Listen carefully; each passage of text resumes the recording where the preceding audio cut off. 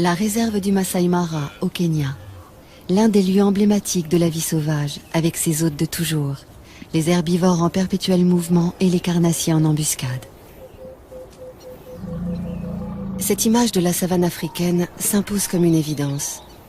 Pourtant, les scènes qui vont suivre nous montreront que l'existence de tous ces animaux ne se résume pas à la simple alternative manger ou éviter d'être mangé.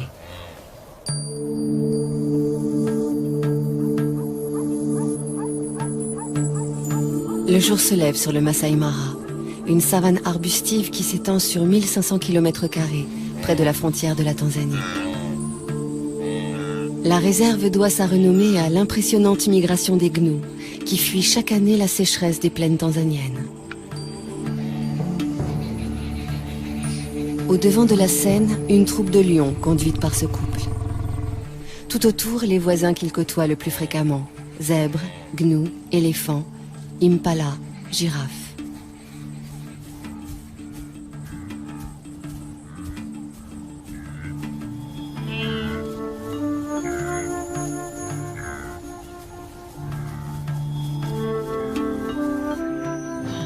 Les amours de ces deux lions constituent à eux seuls une pièce en plusieurs actes. Le mâle a tout pour lui. Une magnifique crinière, un port altier, des yeux de velours dont il dévore sa partenaire. Mais elle se fait prier. C'est son rôle.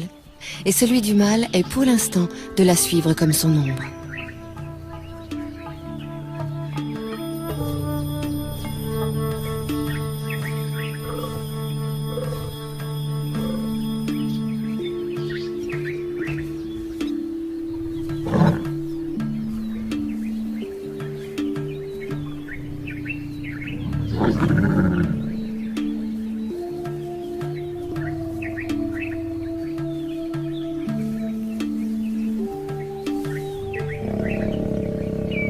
Les chaleurs de la lionne durent 4 à 6 jours, avec au moins 24 heures de prémices. Approche prudente, présence assidue mais discrète. D'ici à ce qu'elle consente, le mâle devra faire preuve d'une patience héroïque.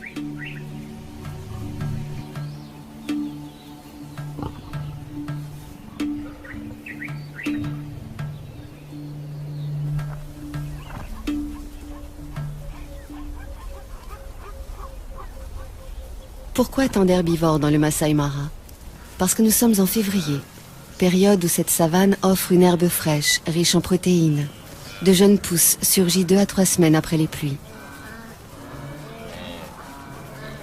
Pour s'en repaître, les gnous sont prêts à parcourir 700 km depuis les plaines du Serengeti au sud.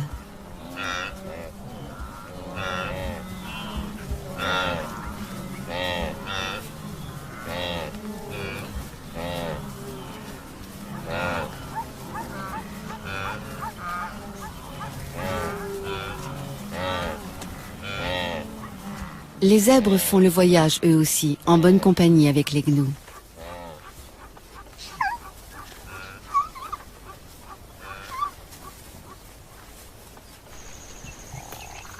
Comme il se doit, les lions prennent leur tribu sur ces troupeaux, ou plutôt les lionnes, puisque ce sont elles qui chassent.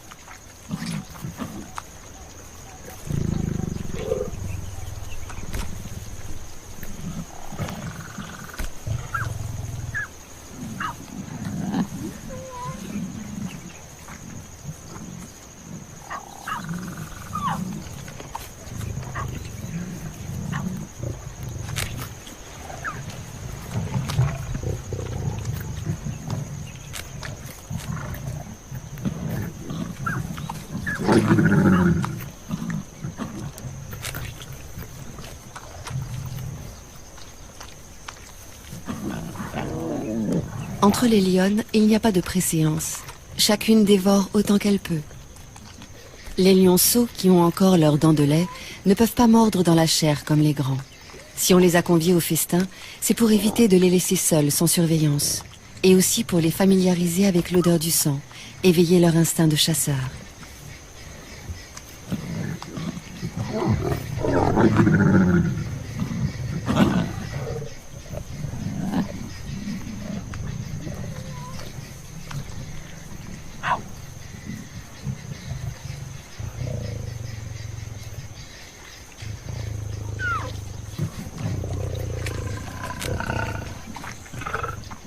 Celle-ci est la plus experte de la troupe.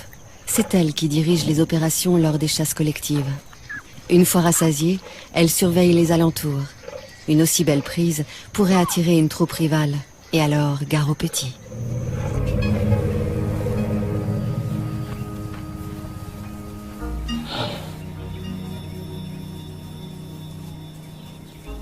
Marcher des jours, des semaines pour trouver les bonnes plantes, c'est le lot de tous les herbivores du Masai Mara. Les éléphants choisissent de se déplacer au petit matin pour éviter les grosses chaleurs. Quel ennui, ces longues traversées pour des adolescents toujours prêts à jouer.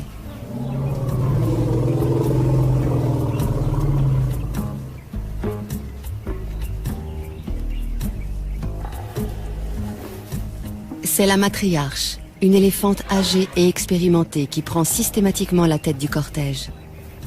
Elle connaît par cœur tous les chemins à emprunter pour parvenir aux sites les plus abondants en nourriture. Elle tolère de loin en loin une récréation. Les jeunes en ont besoin pour s'exercer aux grandes bagarres de l'âge adulte. Mais lorsqu'elle estime qu'il est temps de repartir, personne ne s'attarde. Enfin, presque personne. Cet éléphanteau n'arrivait pas à sortir de sa sieste et il a fallu le secouer un peu.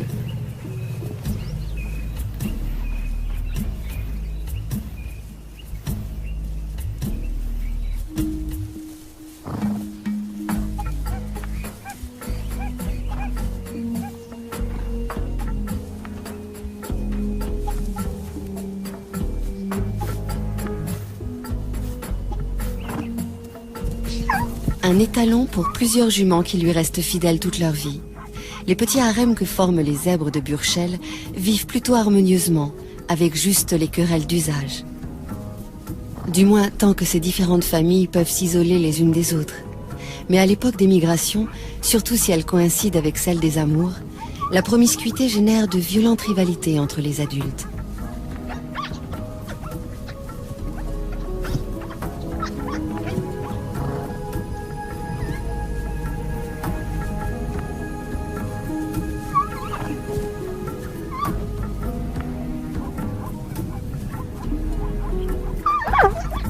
Les poulains s'entraînent le plus tôt possible à ces joutes équestres, pour pouvoir défier un jour le chef d'un harem et échapper, le cas échéant, aux griffes ennemies. Une ruade bien placée peut tuer une lionne.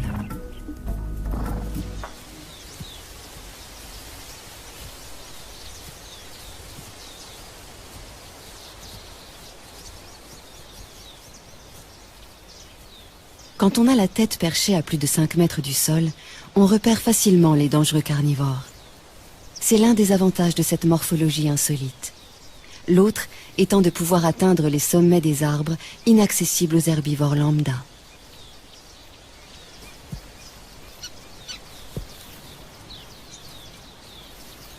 Ces deux girafes de l'espèce Maasai sont des mâles, des rivaux essayant par de curieux balancements de s'intimider l'un l'autre. Aucun des deux ne voulant abandonner, il va falloir en venir au coup.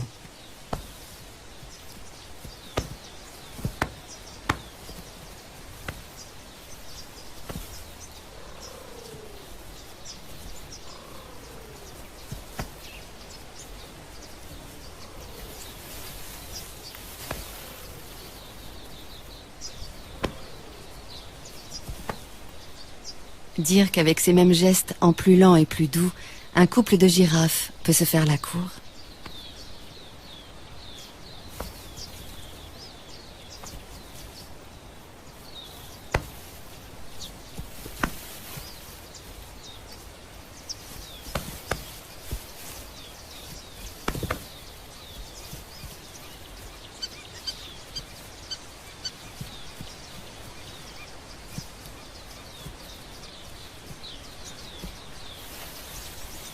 Les girafes Maasai vivent en petites troupes sous la coupe d'un seul mâle. Le but de ces duels, aussi violents soient-ils, n'est pas de blesser l'adversaire, mais d'établir qui est le plus fort, qui pourra prétendre à la place de chef le jour venu.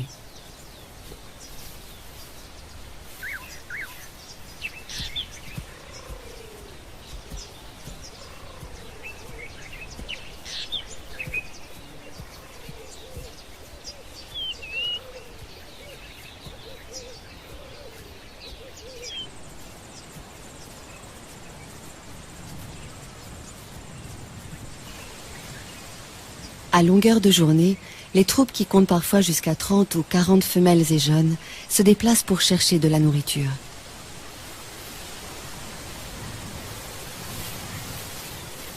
Leur plante préférée, l'acacia, qui à lui seul leur apporte toutes les vitamines voulues.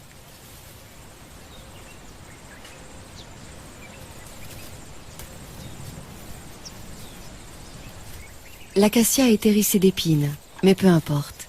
Les girafes ont la bouche totalement insensible et la langue assez souple pour détacher les feuilles sans s'égratigner.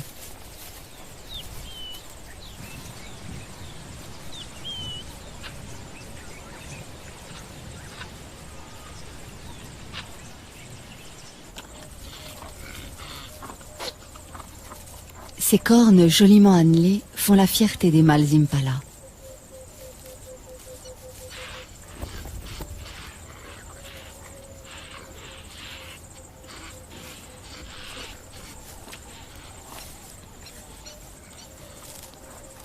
Elles peuvent mesurer jusqu'à 80 cm et ont un pouvoir de séduction qui ne laisse aucune femelle indifférente.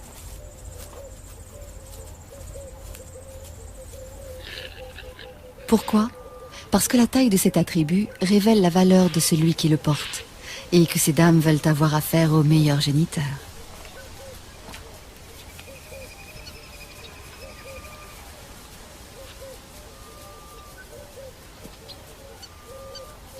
À la saison des amours, le mâle dominant s'approprie un vaste territoire. Les femelles qui traversent son fief sont à lui et il repousse quiconque essaie de les approcher. Une tâche exténuante, surtout que ces harems de 100 femelles ou plus attirent de nombreux prétendants fortement motivés.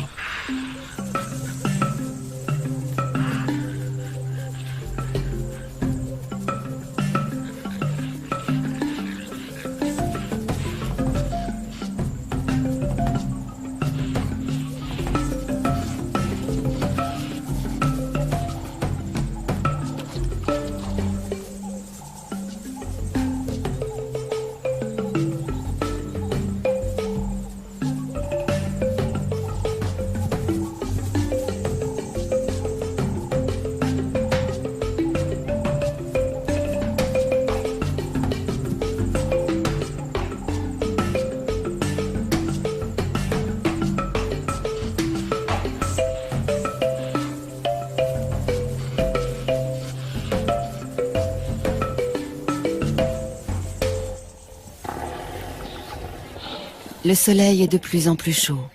La matriarche a su conduire sa troupe près d'une zone ombragée où poussent les meilleures graminées de la saison. Ces moments de convivialité incitent à échanger. Les éléphants ont une façon très touchante de se saluer ou de se déclarer leur affection mutuelle.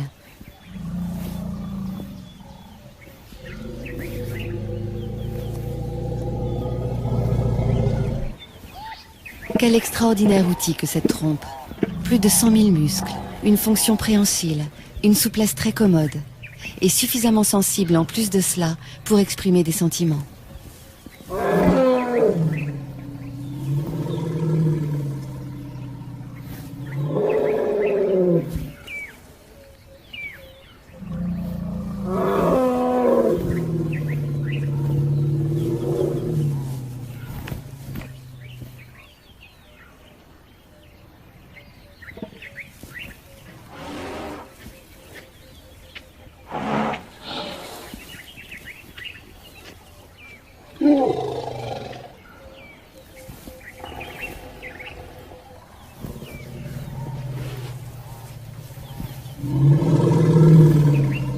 Lors de ces pauses, les éléphantaux restent constamment sous bonne garde.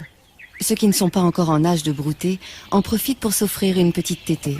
Ils y ont droit jusqu'à 3 ou 4 ans. L'autonomie commence bien plus tôt pour les petits impalas. Ils ne sont allaités que pendant 5 mois, après quoi ils doivent brouter comme les adultes et surtout être capables de suivre le mouvement du troupeau. Par contre, pour avoir un territoire à eux, les jeunes patienteront jusqu'à l'âge de 4 ans. Ce temps d'attente se passe au sein de la harde.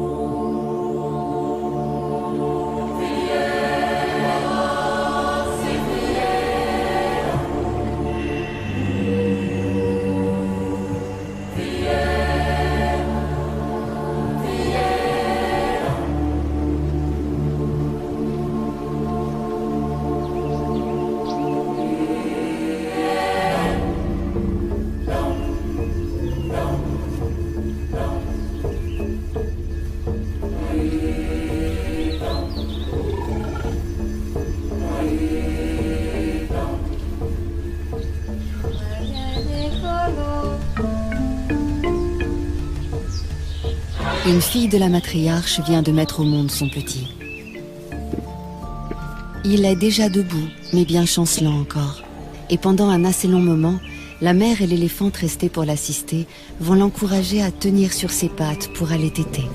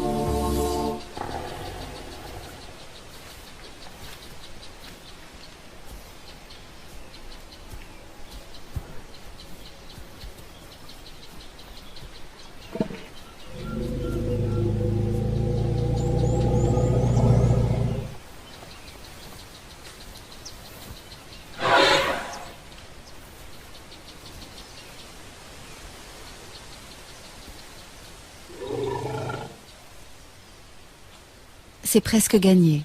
Qu'il tète goulûment et il aura trouvé la force de vivre. Il grandira entouré de sa mère et de ses auxiliaires d'éducation. Tante, marraine, grande sœur. La doyenne de la troupe se charge instinctivement d'entretenir et de transmettre la mémoire collective de la famille. Elle sait où trouver les meilleures étendues d'herbe, aussi bien que les points d'eau. Et à la mi-journée, rien à faire. Il faut boire.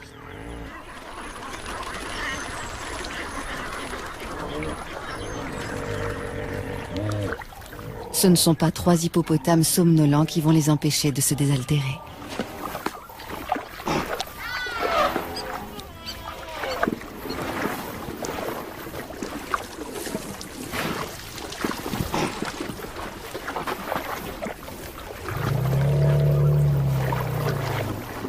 « 60 litres d'eau par jour, c'est le minimum pour assouvir sa soif.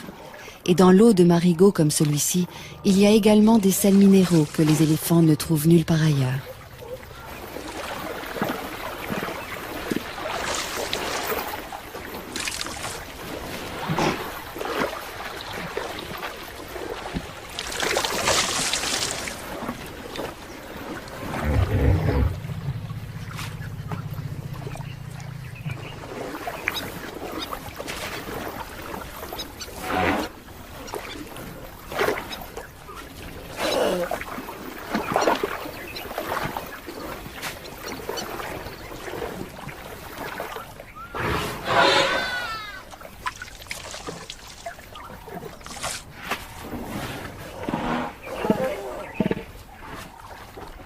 Les mares sont non seulement des abreuvoirs, mais aussi des points fixes où les mâles solitaires peuvent reprendre contact avec la troupe pour éventuellement s'accoupler avec des femelles.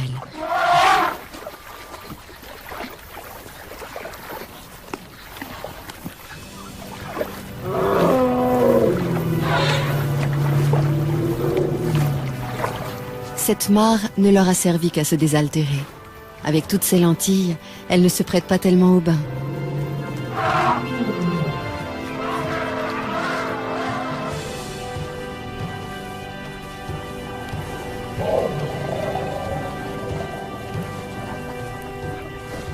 Le bain est indispensable pour éliminer les poux qui s'incrustent dans les replis de la peau.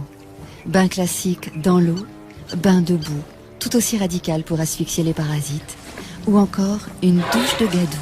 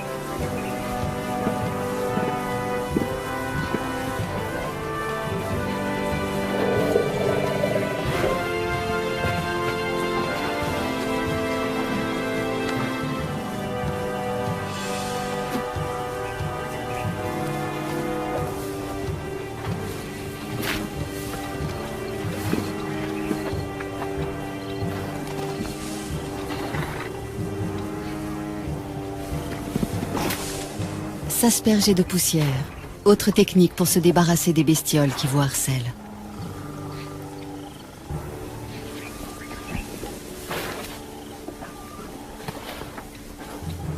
Pour les soins d'hygiène, les buffles s'en remettent à un nettoyeur professionnel, le pique-bœuf, ravi de trouver de la nourriture à si bon compte.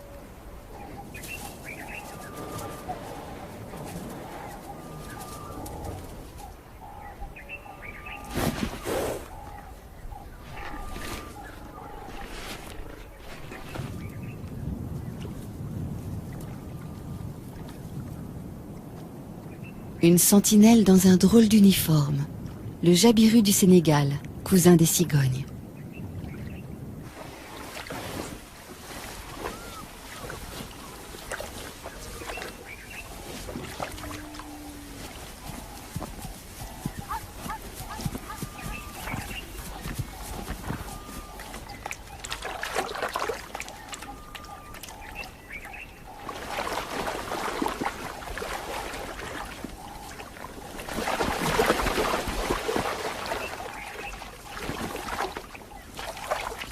Trouver de quoi boire est une obsession quotidienne pour toutes les espèces de la savane.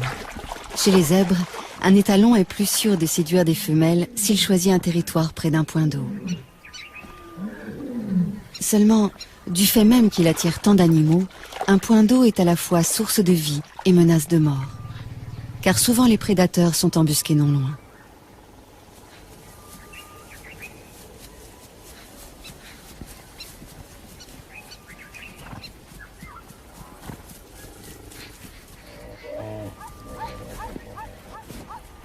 Se rassembler, faire bloc, c'est la meilleure des défenses.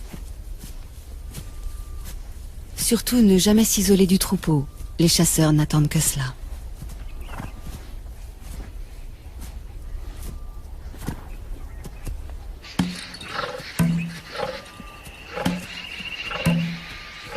Pour une fois, les zèbres se sont affolés inutilement. Les lions venaient juste se désaltérer. La proie qui s'agite tout près, c'est le hasard qui vient de la mettre à leur merci.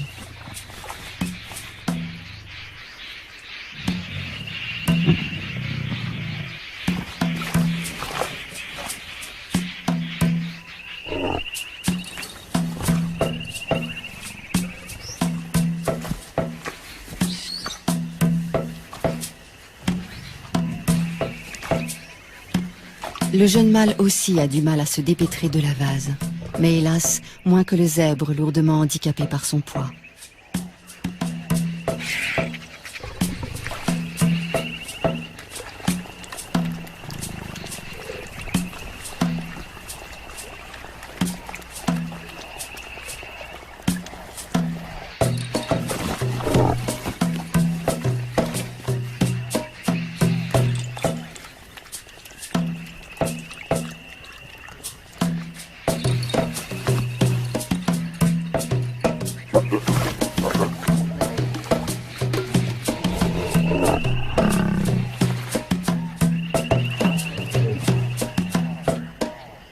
Il aurait besoin d'aide pour la mise à mort, mais les autres semblent hésiter à s'engager dans le bourbier.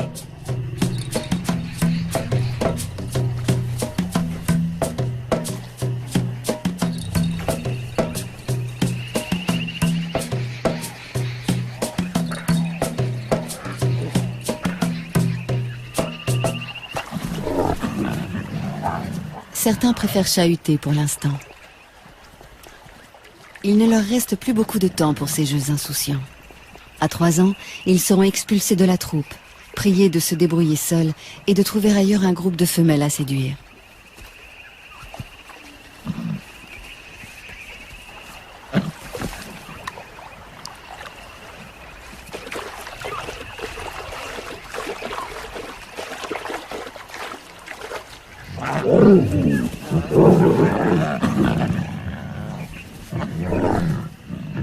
Lorsqu'ils simulent des combats et se chamaillent, ces adolescents préparent leur vie future de mâles dominants et de chasseurs.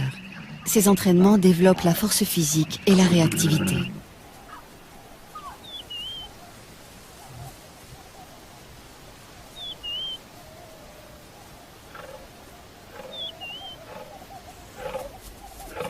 Quand la troupe est occupée ailleurs, une lionne se charge de garder les lionceaux.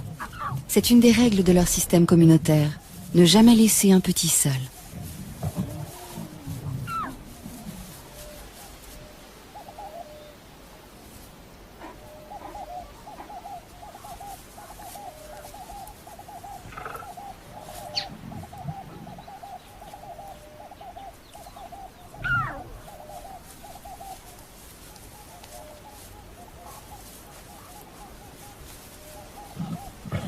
Qu'ils soient les siens ou ceux d'une autre, la lionne les allaite sans aucune discrimination.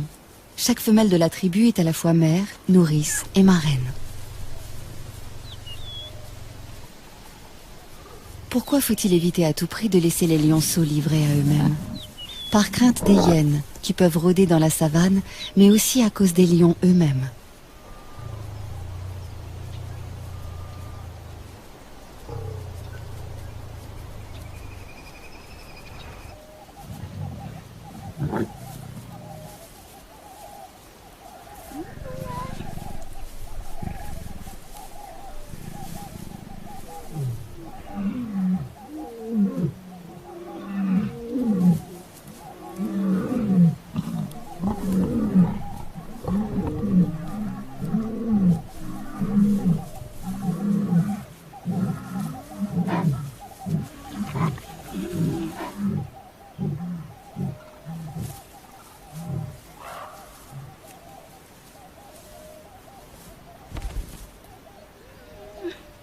La babysitter est sur ses gardes.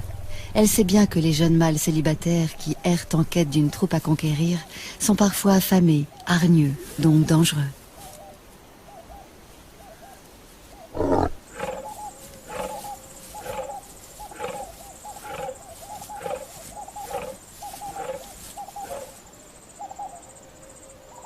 Même lorsqu'il a déjà une ou plusieurs partenaires attitrés, les choses ne sont pas faciles pour un mâle.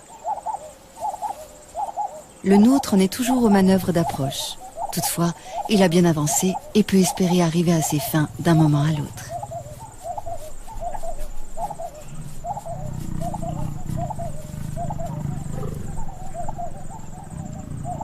Le premier des quelques 200 accouplements qui auront lieu pendant leur idylle. Désormais, il y en aura un tous les quarts d'heure environ.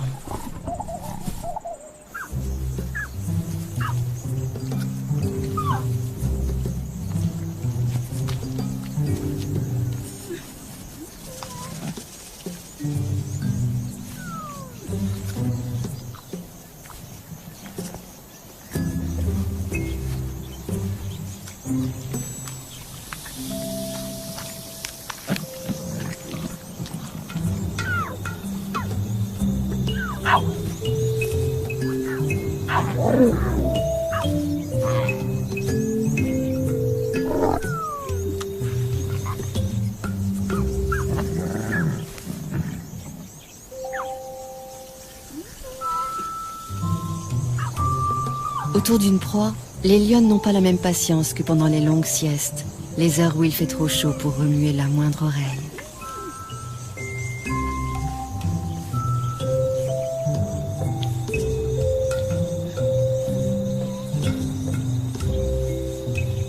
Encore que pour les lionceaux, les siestes se transforment immanquablement en bagarres sans fin.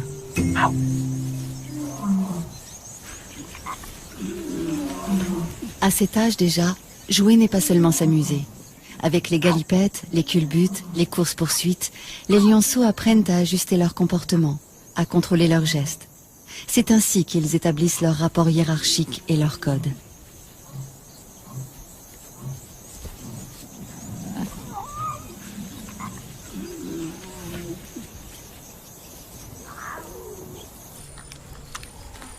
Une carcasse de seconde main, celle d'un gnou à demi dévoré déjà par une tablée de lions. Les éboueurs de la savane ont pris leur place. Une fois abandonnée, une charogne est à tout le monde. Les chacals n'ont pas plus de droit sur elle que n'en ont les marabouts.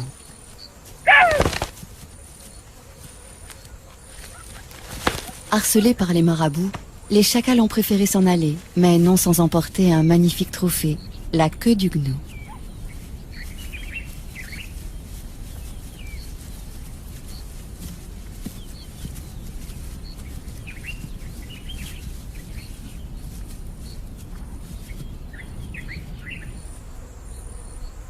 L'un d'eux a eu finalement des regrets.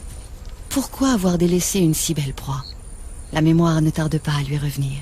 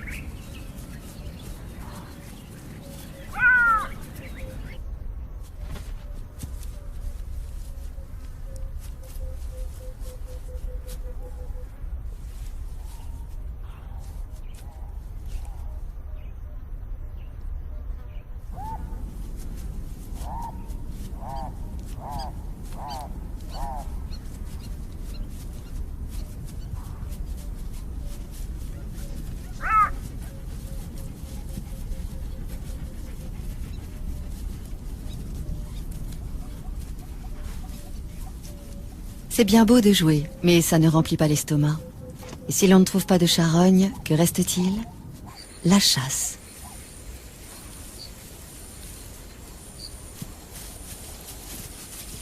Les topis, comme les gnous, savent utiliser cornes et sabots quand il s'agit de défendre leurs petits.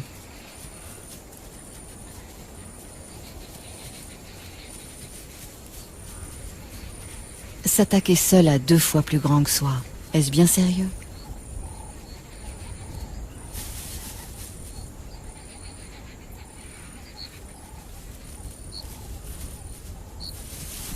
Il faudrait, c'est évident, s'y mettre à plusieurs, mais où sont les renforts?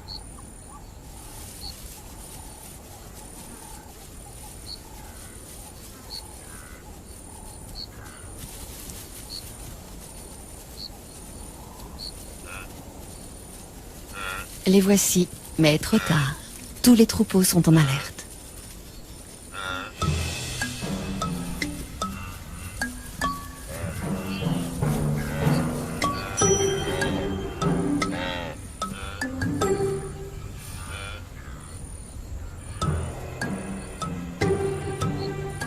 Des gnous, on connaît surtout les immenses cortèges marchant vers leur terre promise. Quand un troupeau interrompt sa progression, c'est pour la bonne cause, l'amour. Les mâles, âgés d'au moins 3 ans, cherchent à rassembler autour d'eux le plus possible de femelles.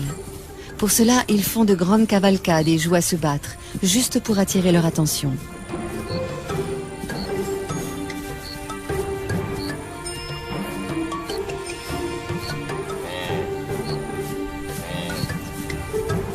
La frénésie et la nervosité des gnous les poussent parfois à des comportements étranges, comme dans la scène qui va suivre.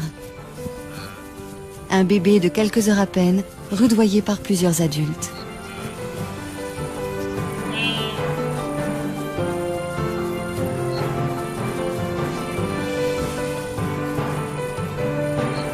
Veulent-ils l'entraîner à courir, pour lui apprendre qu'il faut toujours être prêt à fuir ou à suivre le troupeau sans trébucher?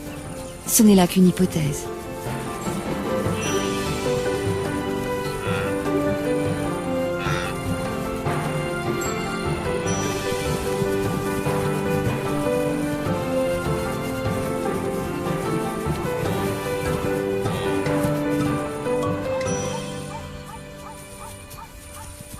D'instinct, le petit gnou suit sa mère comme son ombre.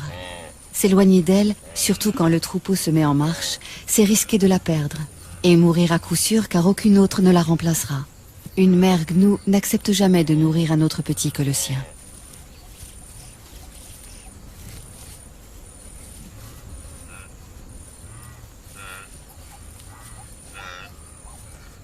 Parce qu'il doit se lancer sans délai dans cette vie itinérante, le bébé gnou est le plus précoce de tous les herbivores. Il est debout et en état de marcher 10 minutes après sa naissance. Ensuite, il n'a plus qu'à suivre le grand mouvement collectif qui lui fera parcourir, s'il résiste à tous les aléas, des dizaines de milliers de kilomètres par an.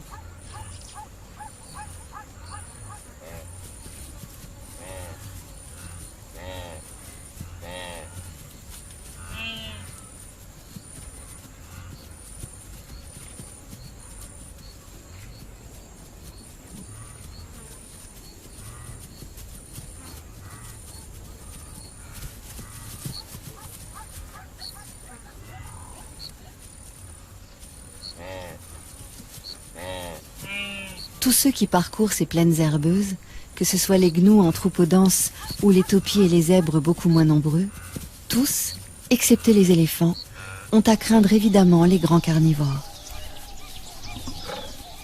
Notre tribu vient régulièrement puiser dans ce réservoir de proies, visant toujours les plus vulnérables, les bébés, les vieux, les infirmes.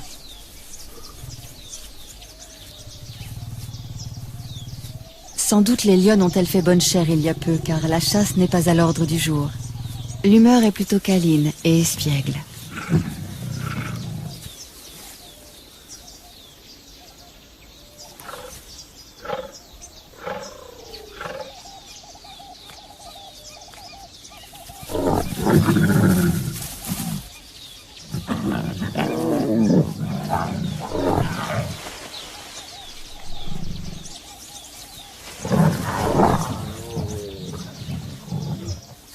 Les jeunes viennent de trouver un jeu très amusant qui nous rappelle quelque chose.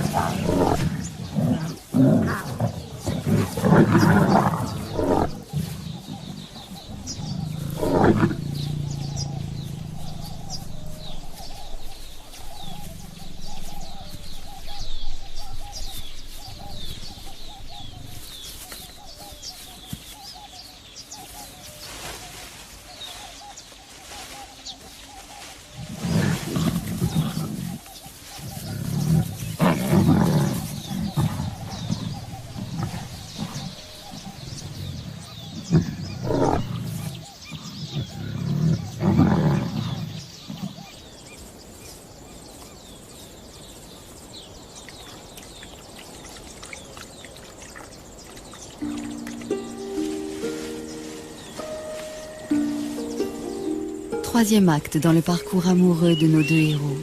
Roméo vient réclamer ou proposer une énième copulation.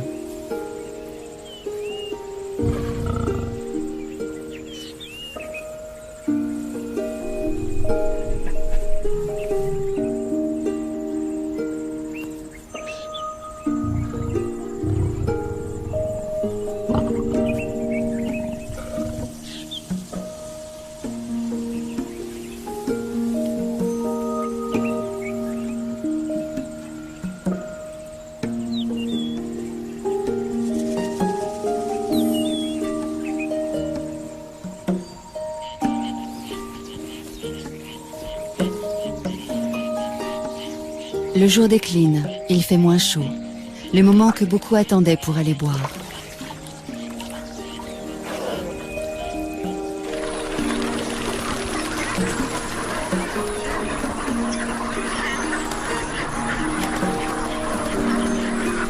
Autour de la mare des lions, tout semble palpiter au ralenti, comme si la fatigue de la journée se faisait sentir chez toutes les espèces. De ce côté, c'est même le repos complet. Certains, on les comprend, ont cédé à l'épuisement.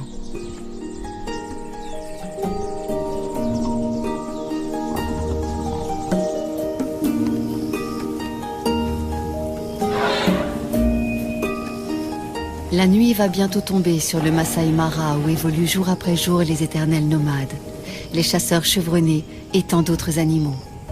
Au rythme des saisons, la lutte de chacun pour sa survie maintient ce juste équilibre dont la nature africaine a le secret.